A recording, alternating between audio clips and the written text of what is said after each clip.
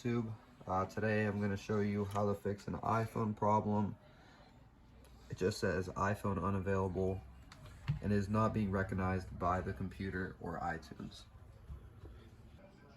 We are getting nothing, but the phone is vibrating. Step number one, you need to have iTunes installed and updated to the latest version on your Windows or Mac computer. The next step is to plug your iPhone with a problem into the computer or Mac. Press volume up, volume down, and then hold the power button. You're going to continue to hold the power button until the iPhone restarts. Oh, hello kitty. And you see the Apple logo, you're going to continue holding it. Kitty's very interested, might also have a locked iPhone. So we're going to continue holding this. Now we are going to be into restore mode. And our computer is recognizing the iPhone. So now we're going to go ahead and click update.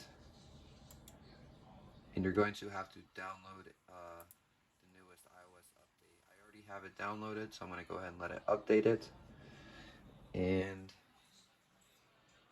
once it extracts the software from the iOS version, it's going to start downloading it to the phone and installing the latest version of iOS. Now, if this fails, go ahead and put your phone in DFU mode or try to choose restore. So as you can see, it is now preparing the iPhone for the software update. We're going to see the iPhone. It's recommended to use a factory Apple cable for this process. And we are now updating the iOS software on this iPhone 11.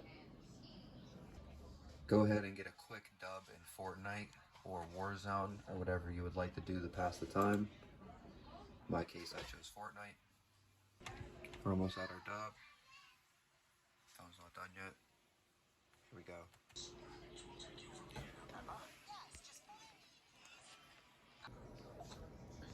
And here we go. It's saying my SIM card is not supported.